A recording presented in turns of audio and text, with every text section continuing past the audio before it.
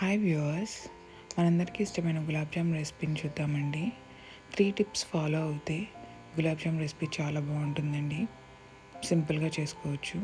Gulab jam మిక్సర్ని water are మిల్క్తో సాఫ్ట్గా mix చేసుకోవాలి. ఇదే ఫస్ట్ స్టెప్. ఇలా సాఫ్ట్గా మిక్స్ చేసుకోవడం వల్ల క్రాక్స్ లేకుండా మంచిగా వస్తాయండి ఉండలు. సెకండ్ టిప్ ఏంటంటే, ఈ ఉండలన్నింటినీ ఆయిల్లో ఫ్రై చేసేటప్పుడు ఆయిల్ బాగా వేడెక్కిన తర్వాత సిమ్లో ఉంచేసి కొంచెం బాగా వేయించుకోవాలండి.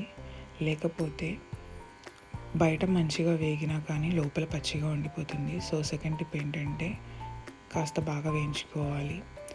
థర్డ్ టిప్ అండి, మనం సిరప్ చేసిన తర్వాత ఈ మనం ఆల్రెడీ చేసి పెట్టుకున్న గులాబ్ జామ్ బాల్స్ని యాడ్ చేసేటప్పుడు కొంచెం వేడిగా ఉన్న సిరప్లో యాడ్ చేసుకోవడం వల్ల చాలా జ్యూసీగా ఉంటాయండి. 2 అవర్స్ పక్కన ఉంచి తర్వాత సర్వ్ చేసుకుంటే ఎమ్మీ గులాబ్ జామ్ రెడీ.